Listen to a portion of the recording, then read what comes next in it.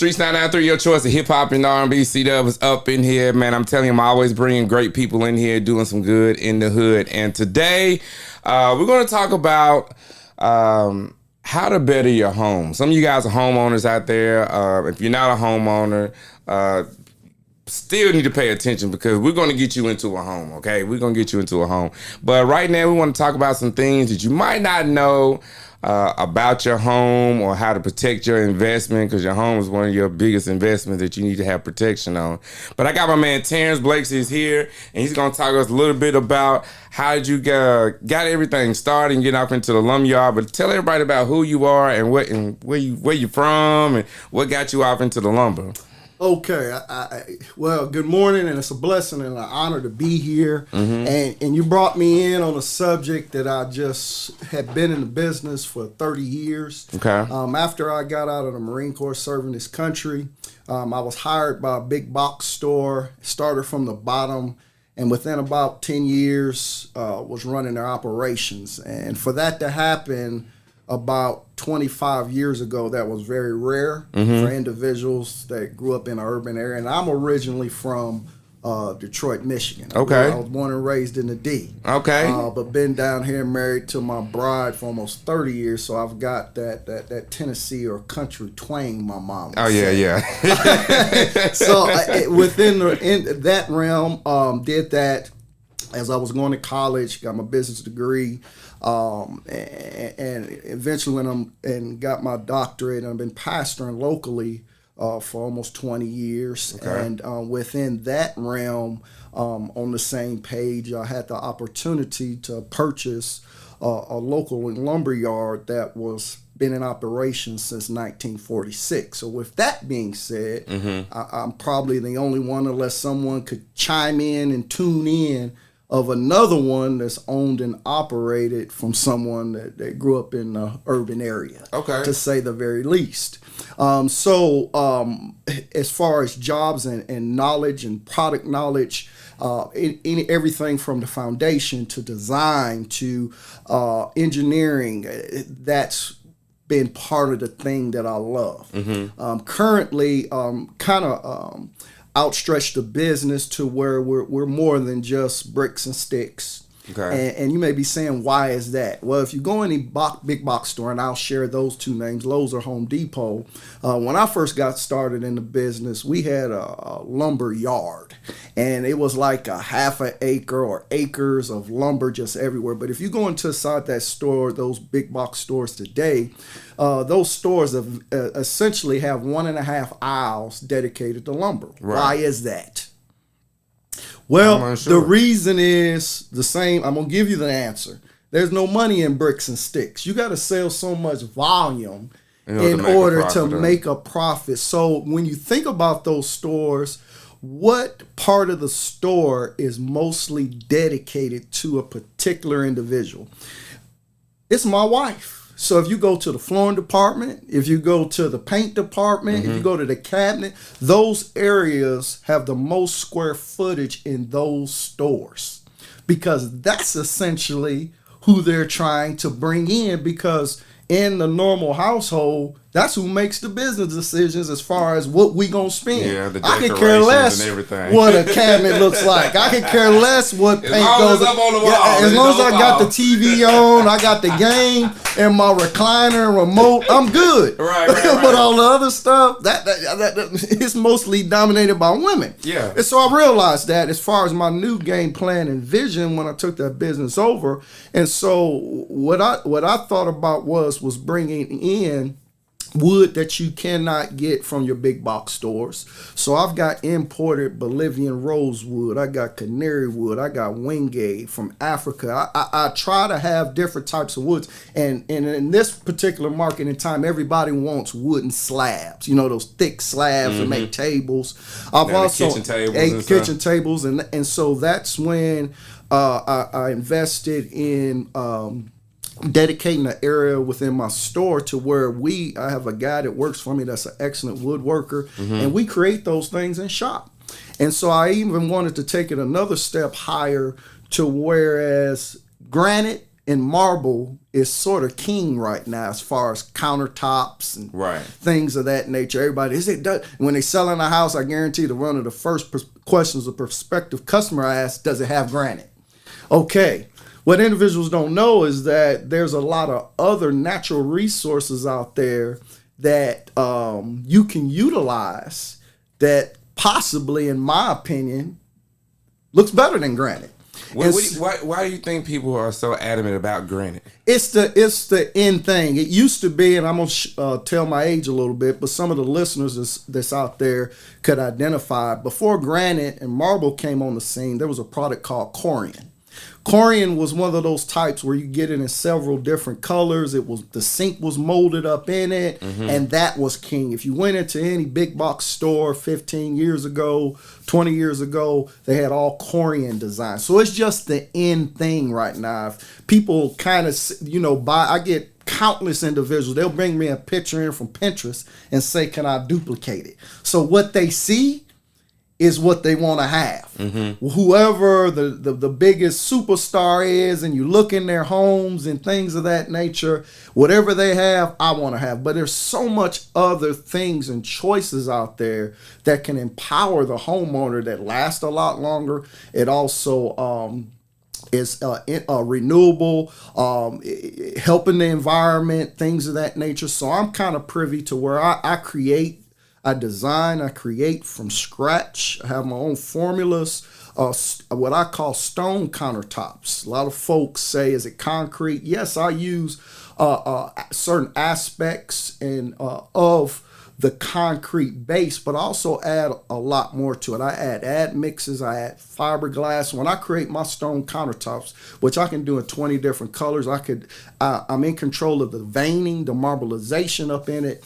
When I get finished with that product and formulating and installing it into your house or prospective area, because I not only do countertops, but I can also design tables, I could design fire pits, I could do fireplaces. Wow. But when I do that, and essentially when I bring all those products together and begin to pour, and it's more of an artistic thing for me, because I don't know which direction that I'm going when I begin that pour. All I know is I write a few scriptures on the form that I build and have that color and that vision in my mind, and I go to work and be led by that. But when I finish with that product and that product fully cures, you're talking about, you can set an elephant on that countertop and it will not break.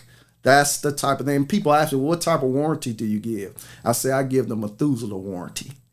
Old as Methuselah. So they'll outlast. Ever. 500 PSI. 500. We're going, it'll be stronger than your driveway is what I'm getting at. 5,000 PSI. 5,000 PSI per square inch. That's how much pressure that can take before it actually breaks. And because I dye it and color it all the way through, let's say, for example, somebody does have an elephant in their backyard and the elephant decides to sit on there. It breaks.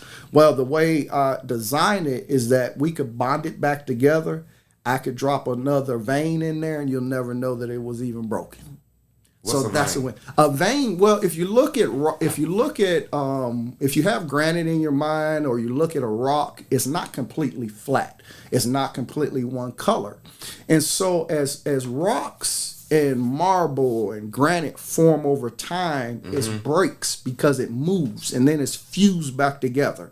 That's what gives it maybe a different color striation, a different color line that's in there. That's veining, where it has broken and then come back together to form one solid piece. Okay. So you'll see that if you were little back in my day and you played marbles or something like that, and you look at the marble, it has different colors in there. That's veining up it. That's veining up in there, and making some simplistic terms there.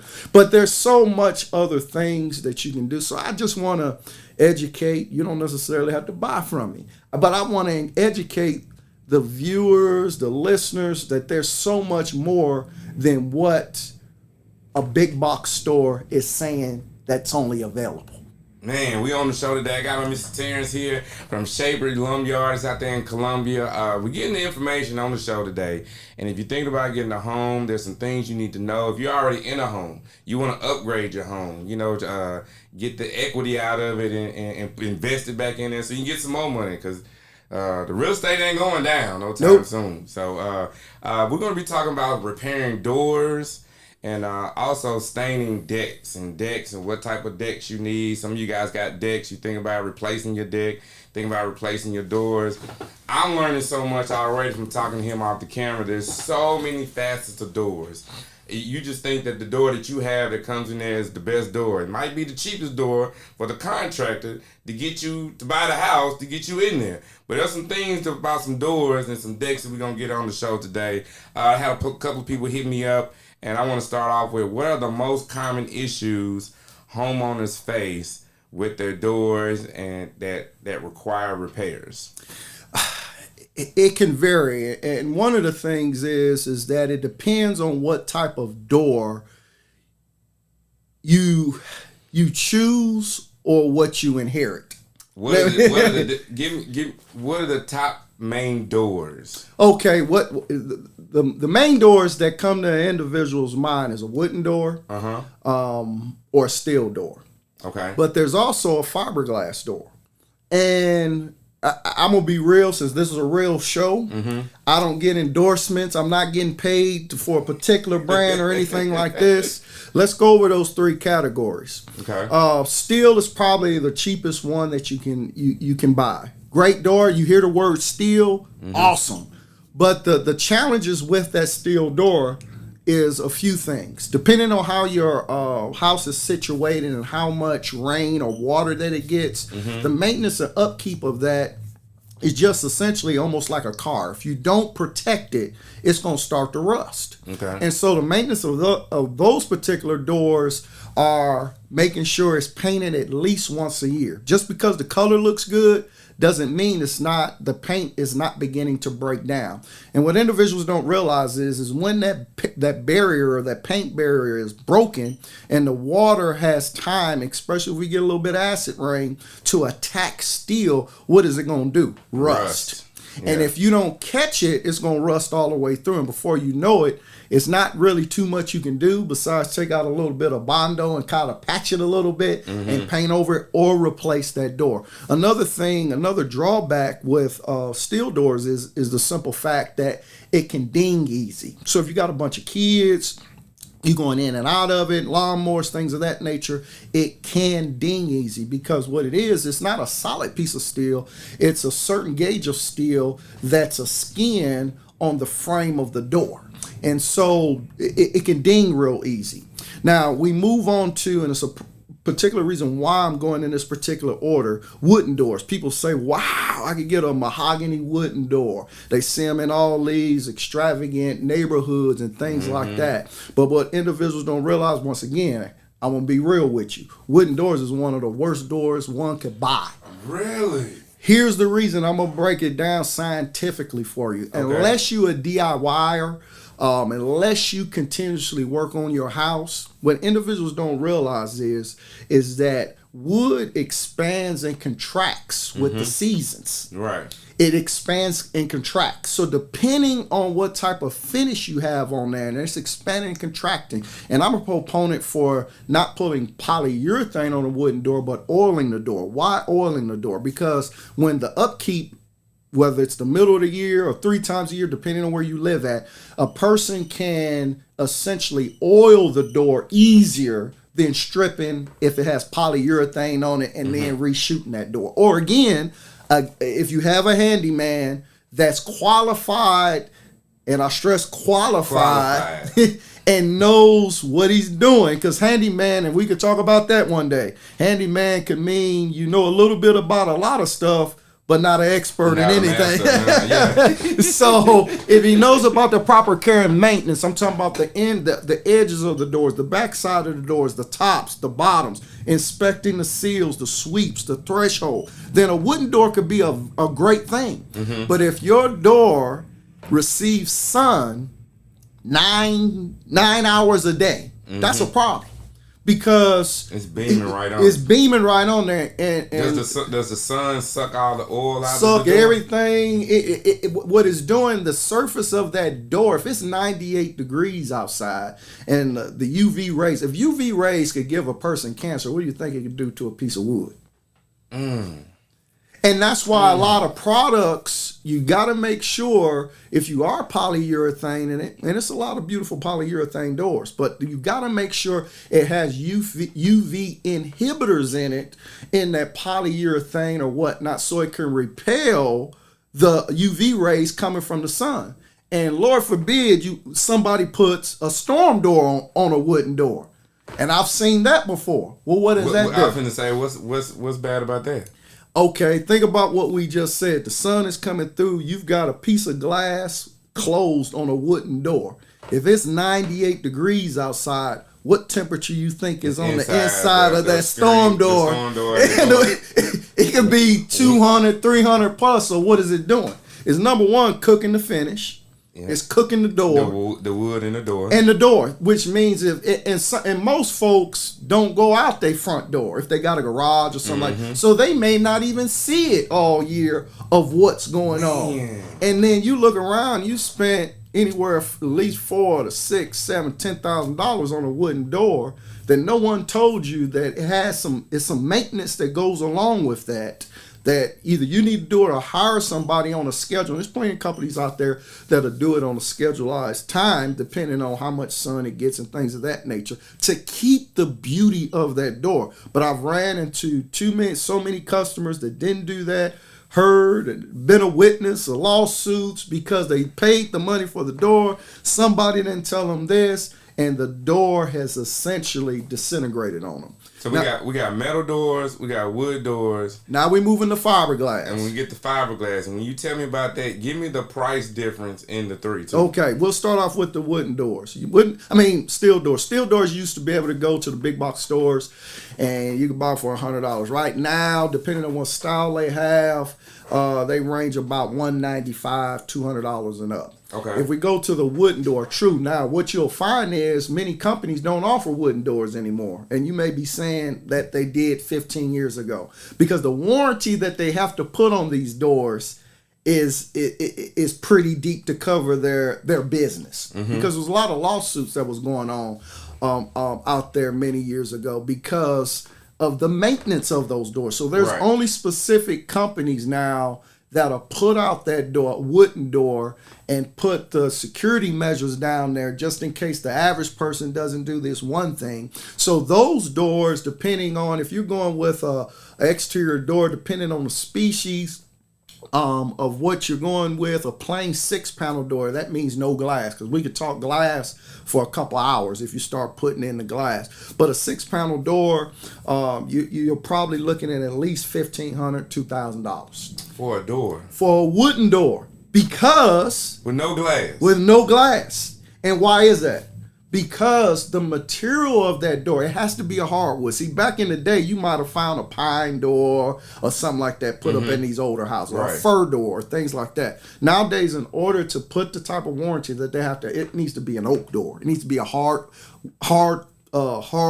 that can repel the weather in case somebody didn't do what they needed to do. It needs to be a mahogany door. So those are the biggest ones that you'll find. Oak and mahogany, that these entry-level doors are made of. Now, they can make doors out of tiger wood if you want to, but then you're talking about, $10,000, $15,000, $20,000 for them doors, because those are specialty woods, and we could talk tiger wood a different day, but that's the entry point in that. So depending on if you want side lights, transoms, and what type of glass that you want in there, I would be suspect of the door if it was less than $1,500. I would be suspect of that door. So if you shop in there and somebody's selling you a wooden mahogany door, it's probably hot. It's probably hot. So check that. And now we move to what I will stand up and give my AOK on fiberglass doors. Fiberglass doors come in smooth or wood grain finish. And when you might be saying, why why smooth or wood grain finish? Because now you have the option of either painting that door, or with the wood grain finish, you could gel stain it. What's the importance of gel stain? Well, you could gel stain it to make it look just like that mahogany door, now, or that oak door, or whatever door. You can stain it whatever color you want, and the wood grain in it gives it the look of actual wood. Now, what's the benefits of that? One of the major benefits about fiberglass doors is that it moves. So if somebody bumps into it, it's going to push in and come back out. Okay. Push it like dent. It's not going to expand and contract. It won't rust. So if you're worried, if you're like me, who's never home, guess what I got at my house? A fiberglass door. Now I can put a bad wooden door. I can make a wooden door to go on, but I know I'm not home enough to do the oiling and things of that nature. So I got a fiberglass door at my house. Down here we get hail from time to time, where the ice comes down. Guess what? Guess what door it's not going to affect? The fiberglass door. Because it absorbs it and pushes it back out. So there's so many different advantages in that, in those doors. Another thing that's imperative to the question that you just brought up are some of the challenges that individuals have. If I challenge every single person listening, tuning in today, go home, and if you got a door that gets some sort of rain, look down to the left, look down to the right. In either one of those places, if you had that door for more than 10 years, it's probably rotting there. It's probably rotting. I'm gonna start pulling up on some of my family members and it's probably rotting. Look down at the bottom. Why is that? Because when they make those doors and they put the seal, which is an adjustable seal, it's a caulk bead. It's a bead that goes there between the jamb and the seal. Right. Well, water hits that, and normally in most of the stores and mostly doors that individuals buy, they buy it with a wooden frame. That wooden frame is finger jointed. It's not a solid piece of wood. It's finger jointed, and it's to where they take several pieces of wood, finger it, and glue it together. Well, with wood expanding and contracting and receiving some sort of weather or rain, it forms a crack. Then it starts rotting out. Any doors that I order, people purchase through me, I encourage you to look into it, is get PVC jambs. PVC jambs. I would not put a door in a new house, just my humble opinion, without having PVC jambs. And essentially what that is plastic jambs. Why is plastic jambs so much better? They don't rot. Okay. That's the thing. Because if you got a rotting jam, I can't tell you how many individuals come in my store seeking me for advice. And in my community, I'm known as the fix-it man. When they got a serious problem and trying to figure it out, they come and talk to us and see how they can how to fix it. So the challenge is when one part of that jam is rotted, it's not a one buy. So don't think you could just go to the store, get a board off the shelf, and that 3/4 inch board is going to fit into that jam. It's a certain size. So you've got to either replace that jam or replace the door.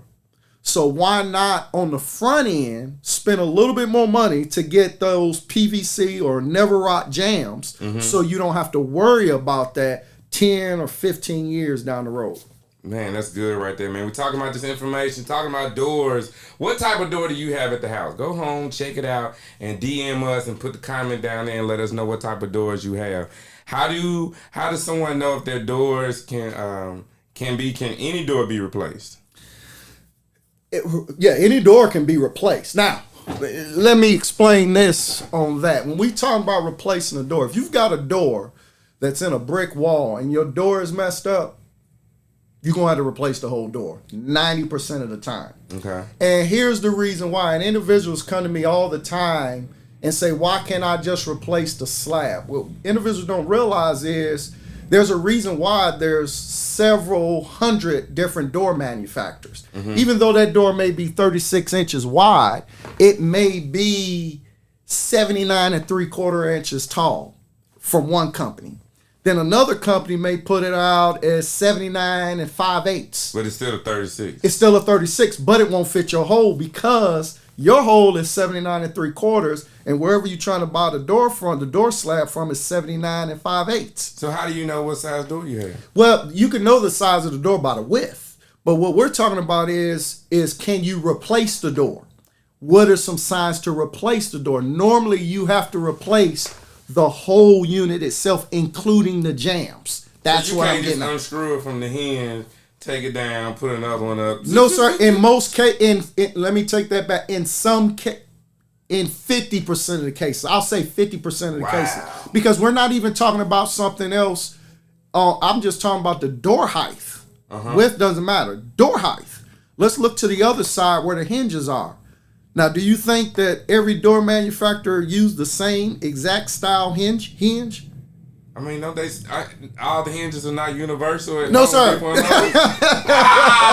Come on. No, man. sir. No. Now, they make universal hinges, but if I'm making Terrence's wooden doors, I'm going to make sure that even though it may be a 3-inch hinge, I may put a skew on one end to make sure I know it's my door, for warranty purposes. Right. So with that being said, if you order a slab, guess what you're going to have to do? You're going to have to scribe that hinge out to fit the existing hinge that's on your door jamb. Man. So, in other words, as far as time is concerned, it's best just to swap out the whole door in most instances. Let me ask you, what are the typical costs associated with repairing a door? Repairing the door could be anywhere from, because silicone is high now, anywhere from $10 to and a lot of other places where it fail at is the weather stripping. If you go home, shut your door, and you can see outside, you need some more weather stripping. Okay. and that fails. And elaborate on a little bit about the purpose of the weather stripping. The purpose of the weather strip, you go to your house, shut the door, you can see the daylight. If you got the AC on, guess where the AC is going? The cool air. Straight outside. If you trying to heat your house, guess where the heat is going? Straight out the house. So those are some critical things that you can save money, make money by just making sure that your weather stripping is still performing correctly and not letting money out of the house for free, because that's essentially what it's doing. Are there any maintenance tips to prevent future door damages? Yes. One is, if you don't have a wooden door and you like it, put a storm door on it. That protects it. Okay. So the storm door, a lot of them come with either you could have screening in it or glass to have venting, things of that nature, but that's a protective barrier. Okay. Another thing to do is, if you're painting your door, make sure you paint it and touch it up once a year. Okay. Make sure you check the weather stripping, because weather stripping could become compressed. It could fall off, things of that nature. Check the bottom where it normally rots at. If you've got a wooden jamb, that's where it's going to rot at first, where that caulking strip meets the adjustable seal. Make sure you run a bead of caulk through there. So those are some quick things that you can do, and mostly anyone can do to maintain the door, to prevent having to purchase a brand new door a few years later. What factors should I consider before deciding to buy a new door? Don't get caught up in the eye candy. The glass is fine. I've got a customer right now trying to help him out, but it's got the glass that they don't make no more. Fads come and go. Yeah. So the deal is, one of the things, the things that I would look at is the door so unique that if I need to replace it, could I replace it, as far as styles are concerned? The other thing is maintenance. How much maintenance can I honestly do, when you're real with yourself? That I can honestly do to maintain this door. Those are the two critical factors that I would suggest to the listeners, to the followers, to look at as far as when they're considering purchasing a new door. Okay. Scenario. What if someone wants to add a door to the house? You got a front door, you got a back door. Maybe there's another entrance that they want to come in. How do you determine like the best location? Is there some type of, hey, a door can't go right here, or a door can go right here. Are there stipulations for that? Yeah, so are you talking about if they're doing an add-on or something of that nature? Yeah, I'm speaking of, I'm gonna use this scenario. In my neighborhood, they cut the hole out the side of the garage and just added a door right there. Then they put some of that spray foam stuff around the edge, and then they use a razor and then try to cut it all off to edge it up. So they just cut a hole in the side of the garage. Here's the thing with that. Depending on the age of the structure, we're about to get into some engineer geeky stuff. And the deal is, above every single door, there must be a header. And the quick analysis or the quick description of a header is that if you're cutting a hole in a wall, something has to carry the weight above it. Okay? So that's what we call a header. So some sort of header has to be put above that in order to do that. Now, one big stipulation with that. So let me back up. Not knowing the total circumstances of why that individual just cut a hole in the garage door wall and stuck a door in there. There's a little bit more to it. One of the things that you'll run into, especially when you're talking about coating, you can't put a door too close to a window. And you may be saying, why is that? Yeah, I was just going to say. Because depending on the size of the door, and you got to go in the house for emergency purpose, and that door swings open with the doorknob, and it's too close to the window, it could bust out the window at the same time. That's true. And so if it is, what'll happen is, especially if you're talking about new construction and a new building, what they'll do, if it's within so many inches of a window, they'll make sure that bottom sash or the entire sash is made with tempered glass. Okay. And so that prevents it from it's maybe not won't stop it from breaking, but shattering. And so that's really, and the other thing that you're looking at as far as functionality. Okay, you just can't put a door anywhere and you could halfway open the door. And another thing that customers need to keep in mind, do I want an in-swing or do I want an outswing? An outswing, yeah. And a lot of individuals don't even know about an outswing door or the difference of that. And the quickest way I could tell you that is, in-swing door is when you walk up to the door, you turn the doorknob, you walk inside the house, the door opens inside the house. As far as an outswing door, you walk up to the door of your house and you pull it out. And you pull it out. And see, what individuals don't realize is a totally different threshold seal that's put on an in-swing and an outswing door. Some folks just try to get by, just reverse the door. It's a different setup on the threshold with that. It may work in a garage that's going to a house if you just flip the door around, but if it's an exterior door, it needs to be an outswing because it's different hinges that go on there and everything. Oh man, that's good to know. What questions should I ask a contractor before hiring them to put in a new door? How many doors have you put in? Let's start there first. You just can't assume. You just can't assume. You can't assume those things. And the way you could kind of check to see is ask them for recommendations on what type of doors that they recommend. If they say any door that you want to pick out, you got to question it, because on two fronts. Really, the customer could put any door that they want to, but if I'm installing a door, I'm gonna try to lean them to the one that I may have the less problems out of. So he or she should go through the advantages and disadvantages that I just went over with you. Right. It's telling the difference. If they don't know that, suspect. Really suspect. I got my man Terrence on here. Terrence Blake is giving us some information about doors. If you got any questions, just send us comments down at the bottom. Man, Mr. Terrence, thank you for being on that. What are the last? Give something right now for somebody who's sitting at home. They may be sitting down with their spouse and contemplating on replacing their door or even getting some information before they get. What do you want to leave the people with today about doors? Desire to get product knowledge. Just don't buy what someone is pointing you in the direction to do. Sort of like when you go to a restaurant. What do? we look at the menu first. We study it first. What do you recommend? Yeah, exactly. I do that all the time.